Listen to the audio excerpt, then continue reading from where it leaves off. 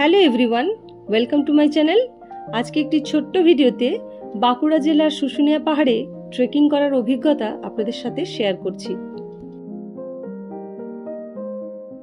শুশুনিয়া পাহাড়ের সামনের দিক থেকে অনেকেই ট্রেকিং করেছেন, কিন্তু শুশুনিয়া পাহাড়ের পেছন দিকেও যে ট্রেকিং করা যায় সেটা অনেকেরই অজানা। আমরা এখন হাঁটছি শুশুনিয়া পাহাড়ের পেছন দিকে যে জঙ্গলের রাস্তা আছে সেই পথ ধরে। গাড়ি নিয়ে আমরা জঙ্গলে অনেকটা ভেতরে এসেছি, কিন্তু এরপর গাড়ি আর ভেতরে ঢুকবে না, কারণ আর রাস্তা নেই। এখান থেকে পায়ে হেঁটেই আমাদের জঙ্গলের ভেতরে প্রবেশ করতে হবে এবং পাহাড়ের উপরে উঠতে হবে। এই জঙ্গলটিতে শাল আর সেগুন গাছের প্রাধান্য বেশি, আর তার সাথে রয়েছে পাখি এবং কিছু জীবজন্তু। শাল ও সেগুন গাছের ছায়ার মধ্যে দিয়ে এই রাস্তা ধরে হাঁটতে বেশ ভালো লাগছে, কিন্তু হ্যাঁ, রাস্তাটা একটু এবড়ো খেবড়ো ঠিকই, পাথুরের রাস্তা তো, তাই বলবো যে ভালো জুতো পরে আসবেন, কারণ ভালো জুতো যদি না থাকে জুতো ছিঁড়ে যাওয়ার চান্স থাকতে পারে।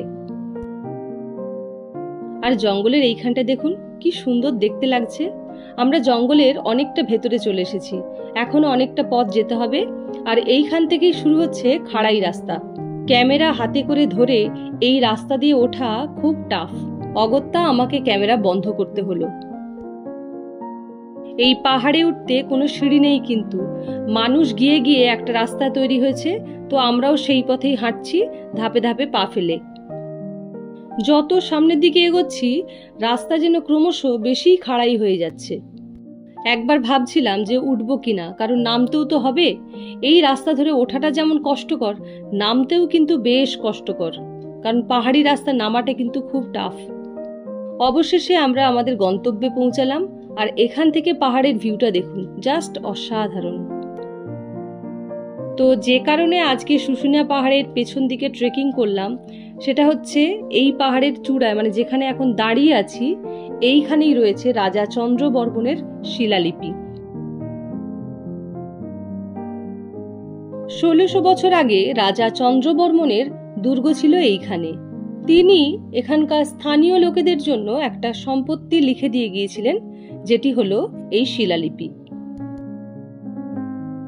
আর এই হলো সেই শিলালিপি যেটি রাজা চন্দ্রবর্মন লিখেছিলেন।